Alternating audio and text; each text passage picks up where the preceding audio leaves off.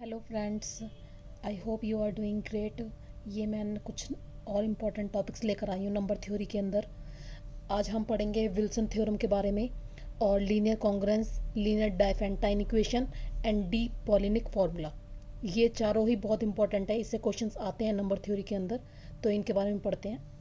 First है हमारा Wilson theorem. Wilson theorem क्या है कि if p is a prime, कोई भी एक प्राइम नंबर है p, then p minus one factorial congruent to minus one modulo P.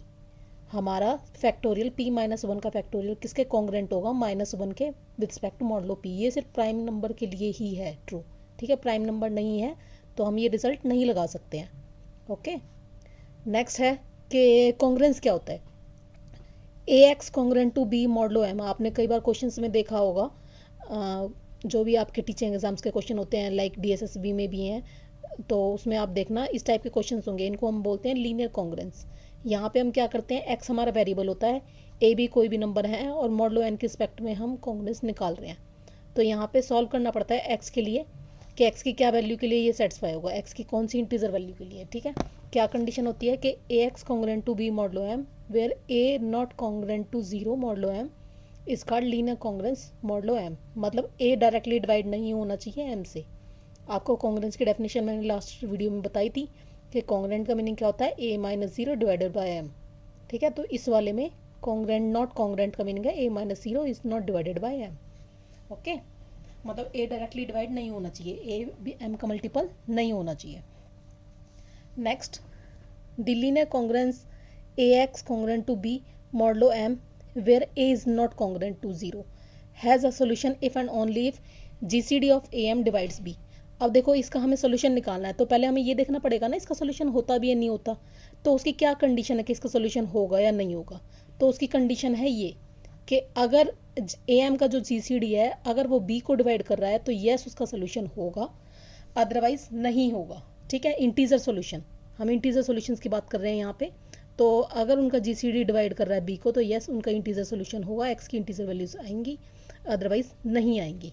Okay, तो अब यहाँ पे बात आती है इसका जीसीडी। जीसीडी अगर डी हुआ, बाय चांस कोई नंबर है d, if GCD of a m is d and d divides b, then a x congruent to b के कितने सोल्यूशन होंगे? इसके एग्जैक्टली डी सोल्यूशन होंगे, ठीक है। जो भी इनका जीसीडी होगा वो क्या होगा, उतने नंबर ऑफ सोल्यूशंस इसके होंगे which are incongruent modulo m. Okay, अब ये सॉल्यूशंस निकलेंगे कैसे, ठीक है। तो पहला सॉल्यूशन निकालने का तरीका तो मैं आपको बताऊंगी, बाकी के सॉल्यूशंस निकालने का तरीका ये फॉर्मूला है हमारा। क्या है कि if x naught is a solution of a x congruent to m congruent to B modulo m and d is a GCD of a m, तो हमारे बाकी सॉल्यूशंस कैसे निकलेंगे? एक तो हमें एक्स नॉट पता है, ठीक है, तो हमारे बाकी सॉल्यूशंस कैसे निकलेंगे? डी माइनस वन सोल्यूशंस और निकालने हो तो इससे निकलेंगे x equals to x not plus k m where k is 1 2 3 so on up to d minus one. और एम वन क्या है? एम वन आपका है एम डिवाइड बाई डी, ठीक है। जो भी एम है उसको डी से डिवाइड कर दो, जो भी वैल्यू आएगी that is M one. Okay, तो यहाँ से हमारे बाकी डी माइनस वन सोल्यूशंस आ जाएंगे। पहला एक सोल्यूशन हमें निकालना पड़ेगा। अब नेक्स्ट है लीनियर डाइफेंटाइन इक्वेशन। अब डाइफेंटाइन इक्वेशन क्या है? यहाँ पे हमें सिर्फ एक वेरिएबल की वैल्यू निकालनी है, लेकिन जब इक्वेशन में दो वेरिएबल की वैल्यू निकालनी पड़ जाए, linear equation in two variables, that is called linear Diophantine equation, ठीक है। इसको भी हम लीनियर कॉन्ग्रुएंस की तरह सॉल्व कर सकते हैं, लेकिन मैं सजेस्ट करूँगी आपको इनके क्वेश्चंस डायरेक्ट जो ऑप्शंस में वैल्यूज पता हो उससे ही लगाएं, क्योंकि वही सॉल्यूशन ज़्यादा शॉर्ट है। ओके, तो क्या है ये? A x plus b y equal to c where a b c are integers, a b not equal to zero is called linear Diophantine equation in variables x and y. X and y की value निकालनी होती है यहाँ पे, लेकिन x and y की क्या integer values होंगी नहीं होंगी, ठीक है। और कैसे निकालेंगे उसको, हम कैसे पता करें कि इसके सोल्यूशंस होंगे भी या नहीं होंगे? तो उसकी कंडीशन है ये कि इस इक्वेशन का सोल्यूशन होगा if and only if GCD of a and b divide c. वही सेम चीज़ कि यहाँ पे था ए एम का जीसीडी बी को डिवाइड करना चाहिए, यहाँ पे इन दोनों वेरिएबल्स का जो भी एलिमेंट मल्टीप्लाई हो रहे हैं उनका जीसीडी डिवाइड अगर सी को कर रहा है तो येस हम इसका सॉल्यूशन होंगे, अदरवाइज नहीं होंगे, ठीक है। और इसके इन्फाइनाइटली मैनी सॉल्यूशंस होंगे। क्यों? लीनियर इक्वेशन टू वेरिएबल्स, बहुत बेसिकली चीज़ है लीनियर इक्वेशन टू वेरिएबल्स, ठीक है। तो यहाँ पे अगर एक सोल्यूशन है तो उसके बाकी सारे सोल्यूशंस आप मल्टीपल ऐसे इंटीग्रल मल्टीपल निकाल के कर सकते हो आप। तो if A and B are coprime, अगर को प्राइम है ए एंड बी आपस में, तो उनके मान लो पहले तो एक्स नॉट वाई नॉट एक सोल्यूशन निकाल ही लोगे आप, ओके। तो उसके बाकी सारे सोल्यूशंस कैसे निकालोगे, इस फॉर्मूले से, x equal to x not plus k b and y equal to y not minus k a for all integral values of k की वैल्यूज़ चेंज करते जाओ, आपको इंटीग्रल सॉल्यूशंस मिलते चले जाएंगे। तो ये भी इंपॉर्टेंट है। कई बार आपको जनरल सोल्यूशन दे दिया जाए तो आप इस फॉर्मूले से निकाल लेंगे, और कहीं सिंगल दे दिया जाए तो मैं तो ये कहूँगी कि ऑप्शंस में जो आपको भी आंसर गिवन हो वही पुट करो, हिट एंड ट्रायल मेथड से निकाल दो। नेक्स्ट है डी पॉलीनेक फार्मूला। अब ये डी पॉलीनेक फार्मूला क्या होता है, अगर हमें ये देखना है कोई भी एन फैक्टोरियल के अंदर कितने नंबर ऑफ प्राइम्स हैं किसी भी पी के, मतलब कितनी पी की जो हाईएस्ट पावर है जो कि एन फैक्टोरियल को डिवाइड कर रही है, तो किस फॉर्मूले से देखेंगे। तो उसका फॉर्मूला है ये, ग्रेटेस्ट इंटीजर फंक्शन है ये एन डिवाइड बाई पी, मतलब इंटीग्रल पार्ट लिखना है आपको ओनली इसका, ठीक है। फिर N divide by P square, N divide by P cube and so on up to infinity. तो इसको शॉर्ट फॉर्म में हमने इस तरह से लिख दिया कि summation of greatest integer function of N by P I, ठीक है। तो इससे हम क्वेश्चंस कर लेते हैं। तो ये चार चीज़ें हैं, इसके मैं क्वेश्चंस बताती हूँ आप कैसे कर सकते हैं। तो ये हमारे कुछ क्वेश्चंस हैं। फर्स्ट क्वेश्चन है हमारा, find the highest power of 7 content in 1000 factorial, ठीक है। 7 प्राइम नंबर है आपका, 1000 फैक्टोरियल, यहाँ 1000 क्या है, एन है। तो ये डी पॉलीनिक फॉर्मूले से निकल जाएगा आपका। कैसे निकालते हैं हम, पहले एन बाय, तो एन क्या है 1000, 1000 बाय 7 ये हमारा, फिर एडिशन विद 1000 बाय 7 का स्क्वायर, तो 7 का स्क्वायर, तो जो इसकी वैल्यू निकलेगी 7 का स्क्वायर, उसको ही हम 7 से डिवाइड कर दें, बात वही है। जो इसकी वैल्यू निकलेगी उसको हम 7 से और डिवाइड कर दें, सेम बात हो जाएगी, ठीक है। तो मैं इसको ऐसे ना करते हुए हम करेंगे, पहले मैंने निकाल लिया 1000 बाय 7, 1000 बाय 7 किया, 1000 को 7 से डिवाइड किया, सिर्फ इंटीग्रल पार्ट लिखा। इंटीग्रल पार्ट क्या आ जाएगा आपका 142। थोड़ी सी प्रॉब्लम हो रही है फ्लैश लाइट में, तो आई होप आप अंडरस्टैंड करेंगे थोड़ा सा इस चीज़ को। 142, ओके। तो अब ये नेक्स्ट है हमारा 1000 बाय 7 स्क्वायर, तो ये क्या है, ये 142 आया था, इसी को 7 से डिवाइड कर दूँ, तो 142 को 7 से डिवाइड किया तो ये चीज़ हो जाएगी मेरी 20, और फिर नेक्स्ट हम करेंगे 20 डिवाइड बाय 7, तो ये चीज़ हो जाएगी मेरी 3, ओके। और 3 डिवाइड बाय 7 किया तो इंटीग्रल पार्ट आ जाएगा 0, तो वो नहीं लिखेंगे हम इन तीनों को कर लेंगे ऐड। 142 प्लस में 20, 162 प्लस में, एक मिनट यहाँ पे 3 नहीं आएगा, सॉरी 2 आएगा, मेरा फॉल्ट है, 162 एंड यहाँ पे 2 है 164, तो आंसर आ गया मेरा 164। नेक्स्ट है मेरा, find the highest power of 9 which divides 365 factorial. अब 365 फैक्टोरियल तो ठीक है, लेकिन यहाँ पे प्राइम नंबर नहीं है, 9 प्राइम नंबर नहीं है, लेकिन हमें पता है 9 क्या होता है 3 इंटू 3, तो 3 इंटू 3 इसके मतलब एक 3 प्राइम नंबर है, तो 3 2 टाइम्स आ रहा है, तो जो भी वैल्यू आएगी हम 3 से कर लेते हैं, पॉलीनिक फार्मूला लगा लेते हैं 3 से, और उसको डिवाइड बाय 2 कर देंगे तो मेरा 9 के हाईएस्ट पावर आ जाएगा। तो इसको हम इस तरह से करेंगे, 365 का greatest integer function with respect to 3, तो ये हमारा आ गया 121। नेक्स्ट मेरा करा मैंने 121 डिवाइड बाय 3, तो ये मेरा आ गया 40, देन 40 को हमने किया divide by 3 greatest integer function, तो ये मेरा हो गया 13, एंड 13 का डिवाइड बाय 3 ये हो गया मेरा 4, and 4 divide by 3 greatest integer function 1, और इसका 1 का तो आगे 0 हो जाएगा, तो निकालने की जरूरत नहीं है, तो इनको ऐड कर लिया। 121 प्लस में 40 प्लस में 13 प्लस में 4 प्लस में 1, तो ये आ गया आपका सॉल्व करने के बाद 179। लेकिन ये पावर है हाईएस्ट 3 की, हमें 3 की नहीं चाहिए, हमें चाहिए 3 का स्क्वायर, 3 का स्क्वायर, तो दैट मीन्स इसको भी हम डिवाइड बाय 2 कर देंगे और इसका भी ग्रेटेस्ट इंटीजर फंक्शन निकाल लो, तो ये हमारा हो जाएगा 89। तो इसमें 89 ये रहा, तो ये इसका सोल्यूशन हो जाएगा। सिमिलरली अगर कोई भी कंपोजिट फंक्शन भी आ जाता है तो पहले उसके प्राइम फैक्टर्स निकाल लो। प्राइम फैक्टर्स के हम देख लेंगे कि उनकी हाईएस्ट पावर्स क्या है, तो उसमें जो मिनिमम होगा वो हमारा सॉल्यूशन होगा।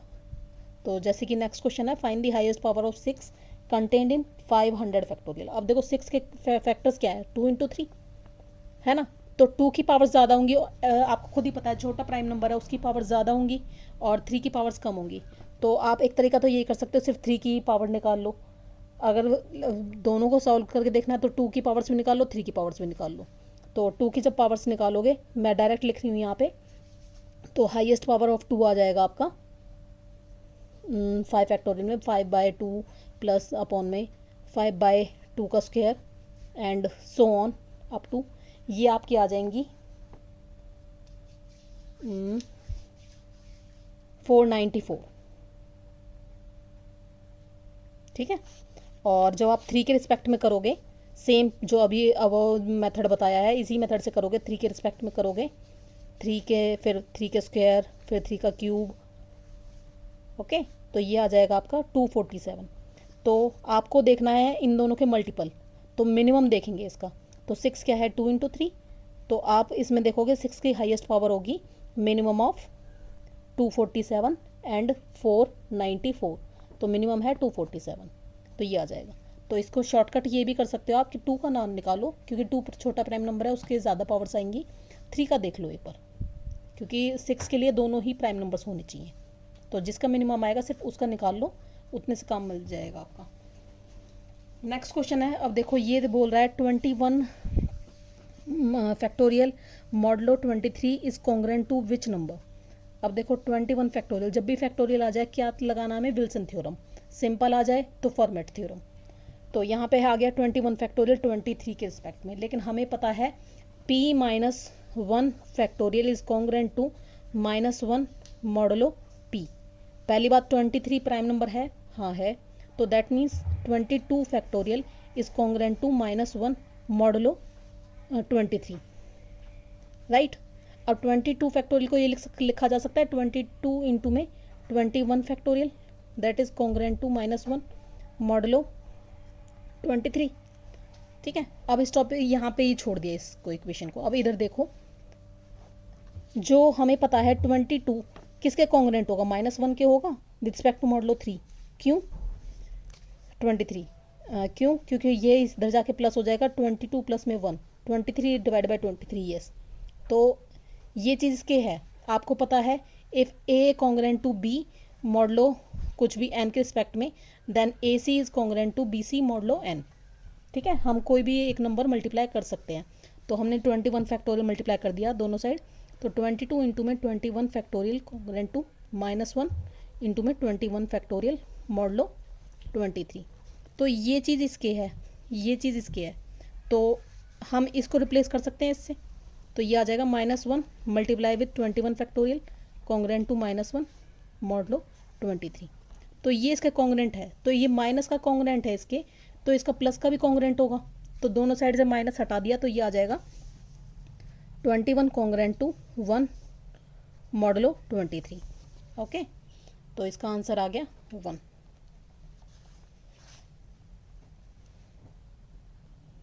अब देखो next question, how many solutions does this equation have, 12x congruent to 15 modulo 21। अब ये क्या है, लीनियर कॉन्ग्रेंस है। आपको पता है लीनियर कॉन्ग्रेंस का सोल्यूशन कब होता है, when GCD of a and m divide b। ठीक है, तो इनका जीसीडी क्या है, 12 और 21 का जीसीडी आपको निकालना आता ही है, कॉमन फैक्टर जो भी होता है इनका। तो कॉमन हाईएस्ट कॉमन फैक्टर आपका क्या है यहाँ पे, ये है 3 इंटू 4, ये है 3 इंटू 7, तो 3 हो गया। Okay, GCD of 12 and 21 is 3। क्या 3 5 को 15 को डिवाइड कर रहा है, यस 3 15 को डिवाइड कर रहा है, तो जीसीडी हमारा 3 है और 3 15 को डिवाइड कर रहा है, तो यस सोल्यूशन एग्जिस्ट करेंगे। और कितने नंबर ऑफ सोल्यूशन होते हैं, डी होते हैं, डी क्या है यहाँ पे 3, तो 3 सोल्यूशंस हो गए। तो ये हो गया हमारा 5th क्वेश्चन। अब हमारा नेक्स्ट है 6th question, linear Diophantine equation. 7x plus में 5y इक्वल टू 3। अब मैंने बताया था इसमें जब भी ऐसा आ जाए तो पहले सॉल्यूशंस देख लो। सॉल्यूशंस ये हैं, अब सबसे पहले इजी से या फिर देखो कि कौन सा हो सकता है, थोड़ा सा कॉमन सेंस लगाओ, दोनों ही प्लस के हैं, तो अगर दोनों ही वैल्यू प्लस की हुई तो क्या हो जाएगा, हमारा और बड़ी वैल्यू आ जाएगी, 3 तो आने से रहा। तो एक ये क्या होते हैं, नेगेटिव होना चाहिए, ये पॉजिटिव होना चाहिए, इस टाइप का, ये छोटा होना चाहिए, बड़ा होना चाहिए, ठीक है, इस टाइप का कुछ। क्या इसका सोल्यूशन एग्जिस्ट करता है, पहले तो ये देख लेते हैं। ए बी का जीसीडी क्या है, 1, 1 डिवाइड कर रहा है 3 को, तो ये सोल्यूशन तो भाई एग्जिस्ट कर रहा है, ठीक है। अब देखो, पहली देखो ज़रा, ये 4 है, ये 5 है, -5।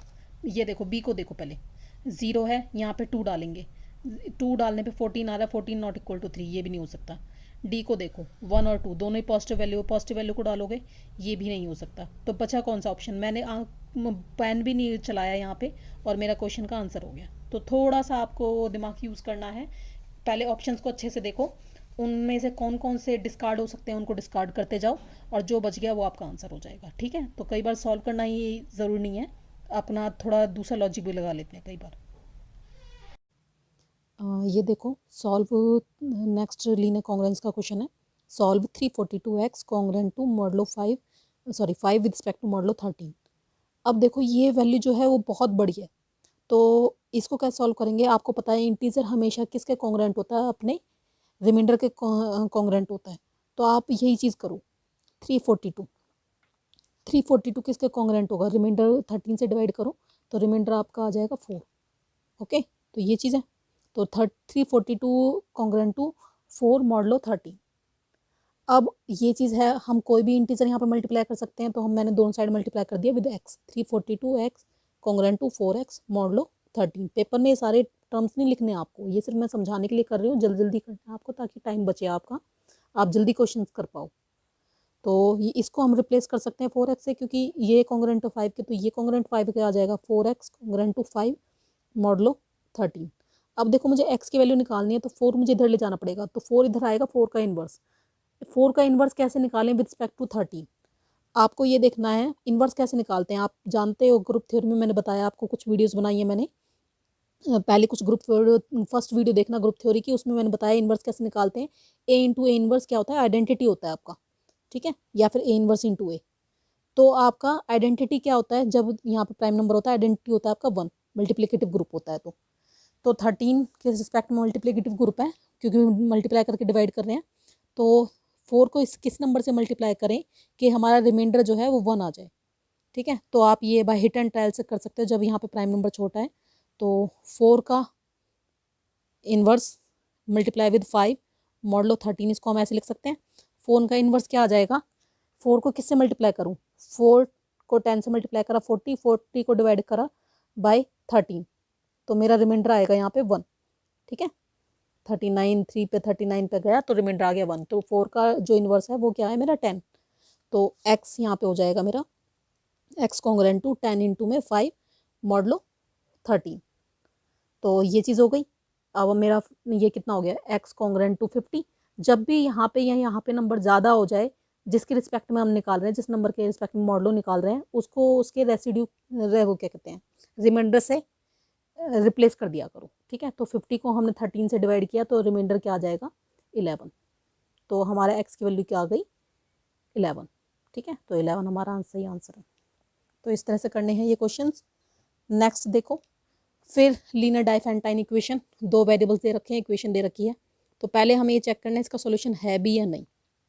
ये ए है, ये बी है, इनका जीसीडी क्या है भाई, इसका ये है 3, 64 का है 2 की पावर 6, ठीक है।